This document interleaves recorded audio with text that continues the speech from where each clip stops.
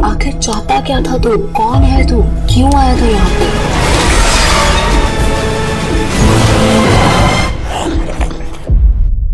कई बार ऐसा लगता है कोई देख रहा है यार, कोई है क्या? अक्सर रात को जाग के वो पढ़ाई करती थी, पर रात के टाइम पे उसको ना उसे हल्का हल्का सा डर लगता था, जैसे कोई है। क्या पता कशिश के जाने के बाद उसकी ताई जी ने कविता पे कुछ कर दिया हो। एक दिन उनकी बुआ घर आती है। अब ये जो बुआ है ना, इनको कुछ ना ज्ञात है। वो देखती है कि कविता के साथ कशिश की स्पिरिट अटैच्ड है, लेकिन उसके साथ एक काला साया भी है। मैं हूं दयान गर्ल और आज फिर करेंगे एक जबरदस्त पॉडकास्ट रिएक्शन। तो चलो देखते हैं इस कहानी सच और कितना राज है। तो चैनल को सब्सक्राइब जरूर करना। हेलो गाइस, मेरा नाम हिताक्षी और आप सब मुझे जानते हैं मेरे हॉरर स्टोरीज के लिए, मेरे हॉरर पॉडकास्ट के लिए। आज जो मैं आपके लिए स्टोरी लेकर आई हूँ ये 2 बहनों की है। सबसे पहले मैं कुछ पॉइंट्स आपको बताना चाहूंगी। आपने ये पॉडकास्ट खोला है, थंबनेल देख के खोला होगा, हाईलाइट आप देख चुके हैं। ये 2 बहनों की स्टोरी है, लेकिन ये स्टोरी एंड तक जरूर सुनना, क्योंकि इसमें काफी जगह पे ऐसे पॉइंट्स हैं जहां पे आपको पता चलेगा कि कहीं आपके ऊपर या आपके किसी घर के मेंबर के ऊपर, अपने दोस्त के ऊपर ब्लैक मैजिक तो नहीं या किसी चीज का साया तो नहीं। इस पूरी स्टोरी में जब मैंने इन एंड फ्रोथ क्वेश्चन करे, यानी कि मैं जब क्वेश्चंस कर रही थी लोगों से, तब मुझे उनको समझ आया, उनकी फैमिली से सुनकर समझ आया कि ओह, तो इन सारी छोटी छोटी चीज़ों को जो हम डेली बेसिस पे नज़रअंदाज कर जाते हैं, यानी कि रोजाना में कुछ ऐसी हरकतें होती हैं जिसको हम नज़रअंदाज कर जाते हैं, जो एक इंसान वैसे तो अपनी लाइफ में नहीं कर रहा, लेकिन ब्लैक मैजिक के असर के कारण या किसी साय के असर के कारण करना शुरू कर सकता है। उन चीज़ों के बारे में बहुत बारीकी से बताया गया है इस पूरी स्टोरी में, तो एंड तक जरूर सुनिएगा। चलिए स्टोरी शुरू करते हैं। आज की स्टोरी 2 बहनों के बारे में मैं आपको पहले ही बता चुकी हूँ। एक का नाम है कविता, दूसरी का नाम है कशिश। कविता और कशिश एक्चुअल में एक ही माँ की 2 बेटियां थी, लेकिन कविता अपनी मम्मी के हाथों पली है और कशिश उनकी ताई जी के हाथों। जब ये दोनों हुई थी, ये जुड़वा बहनें हुई थी। अब 2 टाइप के ट्विन्स होते हैं। एक होते हैं जो बिल्कुल आइडेंटिकल ट्विन्स होते हैं और एक होते हैं जो आइडेंटिकल नहीं होते हैं। आपको आसान भाषा में समझाऊं तो एक ट्विन्स वो होते हैं जो एक जैसे दिखते हैं, एक ट्विन्स वो होते हैं जो एक जैसे दिखते नहीं है, हूबहू सेम शक्लें नहीं होती है। सो वैसे ही कविता और कशिश एक ही टाइम पे पैदा हुई थी, लेकिन इनके घर के हालात, इनके फादर के स्पेसिफिकली हालात कुछ इस हिसाब के थे कि उस टाइम पे इतना अच्छा नहीं कमा रहे थे। और ये स्टोरी काफी पुराने जमाने की है, तो 2 एक साथ लड़कियां होना उस टाइम पे अच्छा भी नहीं माना जाता था। जिस गाँव की ये स्टोरी है उधर तो वैसे ही लड़कियों को खत्म कर देते थे। हरियाणा के एक छोटे से गाँव की स्टोरी है। सो उस टाइम पे 2 लड़कियां एक साथ हो जाना एक परिवार के लिए, उनके लिए ऐसा था कि अब हम क्या करेंगे, हमारे ऊपर तो जैसे कोई बादल ही फट गया हो। लेकिन उनके ताया जी, जिनका काम अच्छा चलता था, उन्होंने दूसरी बेटी को गोद ले लिया और सिर्फ एक बात का प्रॉमिस करवाया कि कभी भी हमारी बिटिया को ये ना पता चले कि वो आपकी बेटी है। अब एक ही घर में रहते हुए ये कैसे हो सकता था? लेकिन आप माने ना माने, इंडिया में ऐसी लाखों स्टोरी है दोस्तों, जहां पे 2 ट्विन्स को आपस में पता ही नहीं होता कि वो आपस में सगी बहनें हैं, सगी भाई बहन है, और इस तरह से स्टोरीज चलती हैं काफी घरों में। सो ये दोनों एक ही स्कूल में जाती हैं, एक ही कॉलेज में जाती हैं। इन दोनों का बहुत ही ज्यादा प्यार होता है आपस में। ये घर में टोटल 5 बच्चे थे, 3 इनके भाई थे, 2 ये बहनें थी। भाई सबसे छोटे थे, ये दोनों बहनें सबसे बड़ी थी। कविता और कशिश कॉलेज में पढ़ रही थी, दोनों मेडिकल की पढ़ाई कर रही हैं। बहुत ही होनहार लड़कियां थी दोनों। हरियाणा के ही कॉलेज में पढ़ाई कर रही हैं, लेकिन अपने गांव से दूर रहती हैं। अब इनके ताया जी, यानी कि कविता के ताया जी और कशिश के पापा उनको लेने आते हैं उनके कॉलेज से। जब वो लेने आते हैं, कार का एक्सीडेंट हो जाता है, तीनों बहुत ही बुरे हाल से इंजर्ड हो जाते हैं। कविता और कशिश के तो इतने बुरे हाल थे कि वो हॉस्पिटल बेड पे अब बचेंगी नहीं बचेंगी किसी को नहीं पता था।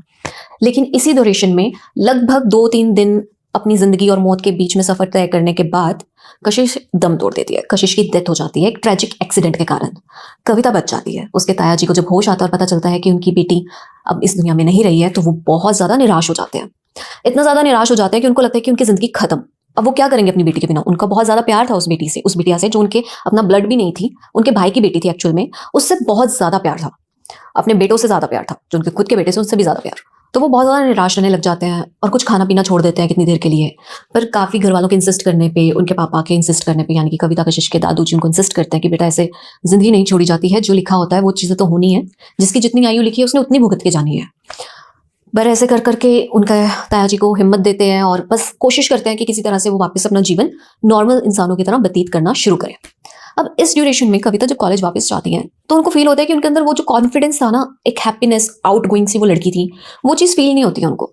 वो किसी को बता नहीं रही होती है, लेकिन उनको ऐसा लगता है कि यार अगर मैं थोड़ा सा खाना भी खाती हूँ ना तो मेरे हल्क से नीचे ही नहीं उतर रहा है, यानी कि उनके गले में फंस रहा है। उनको ऐसा हो रहा है कि उनको उल्टी आ रही है। उनको शायद से ऐसा लगता था कि जो जिस टाइम पे एक्सीडेंट हुआ था, गाड़ी पलटी थी, उस टाइम पे वो जिस कंडीशन में थी उन्होंने अपनी आंखों से देखा था, वो बेहोश नहीं हुई थी एक्सीडेंट में इमीडिएटली। उन्होंने देखा था कि उनके ताया जी कैसे लगी है उनके, और कशिश को कैसे लगी है, वो सब देख रही थी। सो अपनी बहन को अपनी आंखों के सामने मरते हुए देखना उनके लिए शायद से एक बहुत बड़ी ट्रेजेडी हो गई थी जो उनके दिमाग में फंस गई थी। उनको लग रहा था शायद से इन सारी चीजों के कारण, जो ट्रॉमा वो दिमाग में लेकर बैठी हैं और उसको प्रोसेस नहीं कर पा रही है, उसके कारण वो नहीं खा पा रही है खाना या कुछ भी अंदर ले नहीं पा रही है। पूरी बॉडी आपकी, अगर हम कहें, एक सिस्टम है। सिस्टम में एक जगह पे खराबी आई, आपके मानसिक संतुलन में खराबी आई, जो एक ट्रॉमा था उनको, उसके कारण शायद से उनको लग रहा था कि शायद मैं कुछ खा नहीं पा रही हूँ ऐसा। लेकिन उसके बाद थोड़े दिन बाद वो हॉस्टल चली जाती है, कुछ महीना घर पे बिता के हॉस्टल जाती है, अपनी पढ़ाई पूरी करने की कोशिश करती है, क्योंकि काफी टाइम हो गया था वो हॉस्टल नहीं थी। अपनी इंजरी को लेकर सारा ट्रॉमा प्रोसेस करने के बाद, अपनी फैमिली को इकट्ठा करने के बाद जब वो हॉस्टल जाती है तो काम काफी ज्यादा था। वैसे ही अगर आप मेडिकल स्टूडेंट हैं और आप ये स्टोरी सुन रहे हैं, आप समझ सकते हैं कि कितनी काउंटलेस नाइट्स आप लोगों को पढ़ना पड़ता है, रात रात जाग कर पढ़ना पड़ता है, दिन में पढ़ना पड़ता है। You have to grab the things, आपको ग्रैब करनी पड़ती है। अगर आप नहीं करेंगे तो आप कैसे बनेंगे एक डॉक्टर। सो वैसे ही उसके कविता के साथ हो रहा था, और अब तो सिलेबस भी बहुत पीछे छूट चुका था, और क्योंकि वो बहुत होनहार थी तो उसको पकड़ना था ये सारी चीजें। और शायद से उसको ऐसा लग रहा था कि अगर मैं पढ़ाई में पूरा ध्यान लगा दूंगी तो जो कशिश के बारे में, जो उसके दिमाग में जो भी चीजें चल रही थी, शायद उसको भुला देगी और चीजें थोड़ी उसके लिए नॉर्मल हो जाएंगी। तो वो कोशिश करती थी कि सारा टाइम बस, पहले भी किताबों में था, अब तो और ज्यादा किताबों में उलझ गई थी। वो अक्सर रात को जाग के वो पढ़ाई करती थी, पर रात के टाइम पे उसको ना कभी भी ऐसी पहले फीलिंग नहीं आई थी जैसी अब आने लगी थी। उसे हल्का हल्का सा डर लगता था, जैसे कोई है। सिंपल डर। ये डर आपको भी लग सकता है अगर आप रात को ये पॉडकास्ट सुनने के बाद देखेंगे। तो कई बार अगर आप रात को अकेले हो तो इट्स सिंपल कि आपको कई बार ऐसा लगता है कोई देख रहा है, यार कोई है क्या। आपको ऐसा फीलिंग आती है कि कोई नहीं भी है तब भी आप डरते हो, आप अपनी परछाई से भी डरते हो। वो फीलिंग कविता को आने लगती थी। कविता को ऐसा लगता था कि जैसे कशिश उसके साथ उसकी एक लाइफ लाइन थी, उसका ऑक्सीजन थी, और जो जा चुकी है। अब ये बहनों का प्यार कह लो या उसकी डेथ का ट्रॉमा कह लो या जो भी था, पर कविता की लाइफ पूरी उलट पुलट गई थी। कविता ने अब रात को पढ़ना भी छोड़ दिया था, और वो कॉमन लाइब्रेरी में पढ़ना ज्यादा प्रेफर करती थी रेदर देन कि वो अकेले रात को बैठकर पढ़े। कविता ने खाना छोड़ दिया है, कविता ने अपनी डेली रूटीन्स छोड़ दी हैं, और वो इस बारे में किसी से बात नहीं कर रही, क्योंकि कशिश और कविता आपस में ही बहुत थी। वो दोनों बहनें आपस में ही दोस्त थी, एक दूसरे का सब कुछ थी, एक दूसरे से सारी बातें शेयर करती थी। आप सोचिए, आप किसी के साथ बड़े हुए हैं, आप उसके साथ सारी बातें शेयर कर रहे हैं, कभी आपकी लड़ाइयां नहीं हुई, कुछ नहीं हुआ, प्यार ही बहुत गहरा है, किसी दोस्त की जरूरत ही नहीं पड़ी। तो ये हुआ था कविता के साथ। एक ऐसा दोस्त, एक ऐसा लाइफ पार्टनर जिसके साथ वो पूरी जिंदगी बिताती आई आज तक, वो चला गया था उसकी लाइफ से। और कभी कभी वो बैठकर बहुत ज्यादा रोती थी, सिर्फ अपने कमरे में बंद करके अकेले। इस तरह से वो करते करते एक सेमेस्टर फेल हो गई, जिसके बाद उसके घर वालों को ये सही नहीं लगा कि वो आगे कंटिन्यू करे अपनी स्टडीज इस हालात में। तो उन्होंने सोचा कि एक ईयर का ब्रेक लगाना सही है, और काफी मेहनत मशक्कत के बाद उन्होंने कॉलेज वालों को राजी कर लिया। उसके बाद कविता घर आ गई थी। कविता के घर आने पर एक अजीब सी चीज थी। कविता के ताया जी अब उसे उस हिसाब से प्यार करते थे जैसे वो अपनी बेटी को करते थे, कशिश को। सबको लगता था कि शायद से कविता में वो अपनी बेटी कशिश की झलक देखते हैं, जबकि इन दोनों की शक्लें सेम नहीं थी, पर हाँ, शायद से हो सकता है कि देखते हो। ऐसी सारी चीजें चलती रही फैमिली में। लेकिन अब कविता खाना नहीं खाने की जो उसकी हैबिट थी, वो यहाँ तक पहुंच गई थी कि अब वो बिल्कुल भी खाना नहीं खा पा रही थी। वो सिर्फ पानी, दूध, चाय, इन चीजों पे चल रही थी। देखते ही देखते अगले 4 हफ्ते में उसने ये सब भी बंद कर दिया। पानी पीते तक उसको उल्टी आती थी। हॉस्पिटल लेके जाया गया इसको, इसके ड्रिप्स लगी, बहुत सारा इलाज चला, और उसके बाद इनको कुछ कुछ होने लग गया। अब ये कुछ कुछ क्या था आखिर? ये जब सोती थी तो इनको कशिश दिखाई देती थी सपने में, और ये जोर जोर से उसके साथ हंसती थी सपने में। जब ये आधी बार रात को हंसी और ये जिनके साथ सो रही थी अपनी मम्मी के साथ, वो बहुत ज्यादा डर गई कि आखिर हुआ क्या मेरी बेटी को। और वो बताने लगी कि मैं तो कशिश के साथ खेल रही थी, मैं अपने बचपन में पहुंच गई थी और मैं कशिश के साथ खेल रही थी। सबको लगा कि इसका मानसिक संतुलन हिल गया। लेकिन ऐसे करते करते कविता अकेले रहने लग गई। वो पहले से ही अकेली थी, अब और ज्यादा अकेले रहने लग गई। ना घर वालों के साथ बातचीत है, ना खाना खा रही है। कविता एकदम दुबली पतली हो चुकी है। उनके घर में एक गुरुजी आए, जिन्होंने बताया आपके घर में कोई नेगेटिविटी है, आप चेक करवाएं। आपकी बेटी का ये जो हुलिया बन रखा है कि आप लोगों को समझ नहीं आ रहा, ये मेडिकल साइंस से परे है, किसी डॉक्टर के पास इस चीज का इलाज नहीं है, आप जाएं और कहीं पे चेक करवाएं। वो गुरुजी चले जाते हैं इतना कह के। उसके बाद उसकी मम्मी इस चीज को सीरियसली ले लेती है। लेकिन उनके दिमाग में ये चीज आ जाती है, क्या पता कशिश के जाने के बाद उसकी ताई जी ने कविता पे कुछ कर दिया हो कि मेरी बेटी चले गई, ये भी जिंदा ना रहे। तो घर में लड़ाइयां भी शुरू हो जाती हैं। यहां तक बात बढ़ जाती है कि लोग कहते हैं कि हमारा हिस्सा अलग कर दो, आप अपना हिस्सा अलग ले लो। लेकिन इन सब के चलते हुए लड़ाइयों के कविता जो थी वो इस हालात तक पागल हो चुकी थी कि वो रात को सोती भी नहीं थी। आंखों के नीचे काले गट्टे, मुंह पे इतने ज्यादा पिंपल्स, अजीब सा हुलिया हो गया था, होंठ फट गए थे उनके, आंखें ऐसे जहां से अजीब सी स्वेलिंग आ चुकी थी उनके। मतलब जितना मेरे को बताया गया उस हिसाब से मैं सोच भी नहीं सकती कि उस लड़की के हालात कैसे रहे होंगे। फिर एक दिन उनकी बुआ घर आती है। अब ये जो बुआ है ना, इनको कुछ ना ज्ञात है, मतलब ये लोगों की हेल्प करती है इसके थ्रू। वो देखती है कि कविता के साथ कशिश की स्पिरिट अटैच्ड है, यानी कि कविता कभी भी अकेली नहीं थी।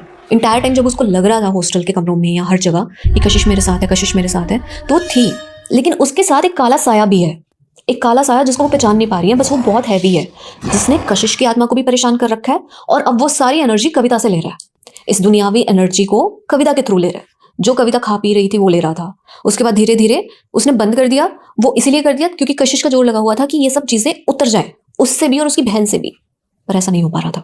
फिर जब उसकी बुआ ने ये सारी चीजें अपने घर में बताई, अपने पिताजी को बताई, माताजी को बताई और अपने दोनों भाइयों को और भाभियों को साथ बिठाकर समझाया कि हमारी बेटी तकलीफ में है, और एक वो बेटी जो जा चुकी है लेकिन उस द्वार में भी फंसी हुई है, वो भी आजाद नहीं हुई है, उसको मुक्ति नहीं मिली है, वो भी फंसी हुई है। आप सोच लें कि आपको क्या चाहिए, एक दूसरे की जान या उन बेटियों की जान बचानी है आपको, और दूसरी बेटी को आजाद करना उस बेटी वर्ल्ड से। सो ये सारा तामझाम, इसमें और भी बहुत सारी चीजें मुझे बताई गई थी कि जैसे माताएं दोनों आपस में भी झगड़ रही थी, वो नहीं मान रही थी, ताई जी नहीं मान रही थी इस चीज के लिए कि नहीं आपको छोटे ने भड़काया होगा, हमारी बेटी तो जा चुकी है, ये हो गया वो हो गया, और अगर ऐसा ही कुछ है तो मुझे क्यों नहीं दिखी, उसने मेरे से बात करने की कोशिश क्यों नहीं की, या अपने पापा से बात करने की कोशिश क्यों नहीं की। सो ये सारी चीजें काफी सारी इसमें स्टोरी में इन्वॉल्व थी जो मैं नहीं कवर करना चाहूंगी क्योंकि वो उसका फैमिली मैटर है। शॉर्टकट, अब बुआ जी फाइनली किसी तांत्रिक जी को बुलाते हैं और उनसे हवन करवाना शुरू करते हैं। पहले घर का शुद्धिकरण होता है, पूरे घर में हवन पूजा सारा कुछ होता है, जिसके ड्यूरेशन में कविता को एक कमरे में बंद करके रखा जाता है। वो कमरा लास्ट में प्योरीफाई किया जाएगा, ऐसा ये लोग कर लेते हैं। इस घर में 5 कमरे, 2 कमरे ऊपर हैं, 3 कमरे नीचे हैं। एक कमरा जो नीचे ही है उसमें जो कविता और कशिश का डेडिकेटेड रूम था, उसी में उनको बंद किया गया। वहां पे हवन चलता है। अंदर से मानो ऐसी चिंके आ रही थी कि पूछो मत, और ऐसा लग रहा था कि दरवाजा जितनी जोर से खटक रहा है वो तोड़कर बाहर आ जाएगी। और तांत्रिक जी ने साफ बोला था, ये जो घेरा मैंने बना रखा है नमक का, इससे बाहर कोई नहीं जाएगा, चाहे कितनी आवाज आए, चाहे जो मर्जी हो। ऐसा सब चलता रहा। हवन चला, हवन शुरू होता है, 12 घंटे का ये हवन था। सुबह 3 बजे से लेके दोपहर के 3 बजे तक चला। सुबह 3 बजे जब वो हवन शुरू करते हैं तभी उनकी कविता की चिंकें शुरू हो जाती है। अब कविता कभी अपनी आवाज में चींक रही है और कभी कशिश की आवाज में चींक रही है और एक और आवाज में चींक रही है। पहले तो 2 लड़कियों की आवाज है, उसके बाद एक लड़के की आवाज आने लग जाती है हैवी सी। पहले 2 घंटे आवाज लड़कियों की है, चींक रही है। उनकी ताई तक को रोना आ गया था कि भाई हमारी बेटी का गला फट जाएगा, वो खराब हो जाएगा उसका सारा सिस्टम। उसने तो चींक के अपनी जान दे दी, हम अपनी एक बेटी गवा चुके हैं, हमें दूसरी नहीं गंवानी है। लेकिन तांत्रिक उनको हिलने नहीं दे रहा था। वो कह रहा था ये हवन चलता रहेगा और तब तक बंद नहीं होगा जब तक हमारे यहाँ से काला धुआं नहीं निकलेगा।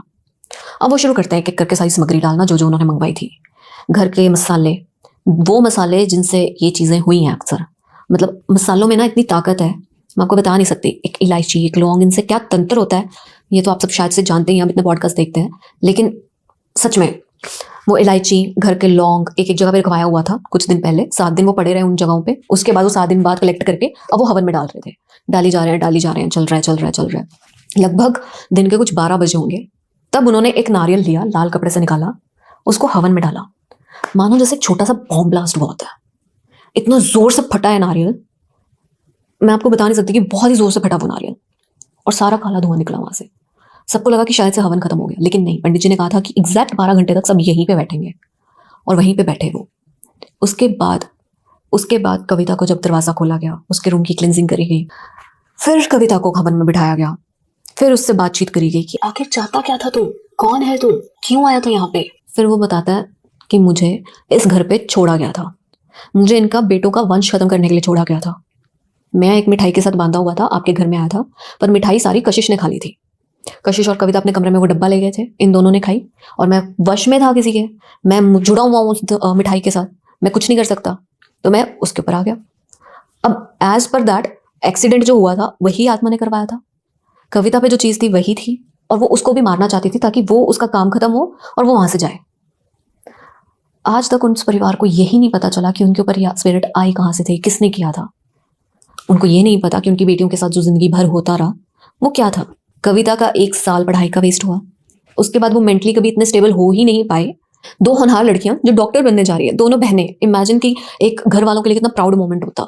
उसमें से एक की डेथ हो जाती है, दूसरी लगभग पागल हो जाती है। वो आज भी सिर्फ यही बातें करती रहती हैं कशिश के साथ, हंसती रहती हैं, कशिश से बातें करती रहती हैं। वो एक फेज में अटक गई हैं। उन्होंने कविता की जान तो बचा ली, लेकिन कविता का मानसिक संतुलन नहीं बचा पाए। ये जो चीजें उनके साथ हुई थी, उसके बाद ना तो उनका कभी चेहरा सुधर पाया, ना ही वो चीजें रिकवर हो पाई। हवन ने उनको अकेले छोड़ने की चीज इसलिए कही थी क्योंकि उसमें 2 आत्माएं थी, बहुत हैवी थी, वो घर वालों को भी नुकसान कर सकती थी, बहुत रिस्की था ये सब। लेकिन कविता कभी भी वापस से नॉर्मल नहीं हो पाई। वो आज मैं क्या बताऊँ आपको, आप देखते होंगे आपके आसपास काफ़ी सारे पागल लोग जो मेंटली स्टेबल नहीं है, आपको लगता है कि वो पागल है, पर आपको नहीं पता कि उनके साथ एक्चुअल में क्या हुआ है, या हो सकता है कि उनको कोई चीज़ लगी हो या किसी ने कुछ किया हो। हर बार हर चीज़ साइंस से रिलेटेड हो ज़रूरी तो नहीं, कुछ चीज़ें ऐसी भी हो सकती हैं जो आपको समझ से परे हो। वैसा ही कुछ हुआ था कविता के साथ, जो हमेशा के लिए पागल हो गई। आज वो 52 ईयर्स की हैं, आज भी उनका माँ ही उनका ध्यान रखती हैं, और ये स्टोरी मुझे उसने शेयर की है जिनकी वो बुआ लगती है। तो गाइज आज के पॉडकास्ट रिएक्शन में बस इतना ही। अगर वीडियो अच्छी लगी हो तो लाइक करो, चैनल को सब्सक्राइब करो और कमेंट्स में बताओ नेक्स्ट किस पॉडकास्ट का रिएक्शन चाहिए। मैं मिलूंगी नेक्स्ट वीडियो में, तब तक के लिए बाय।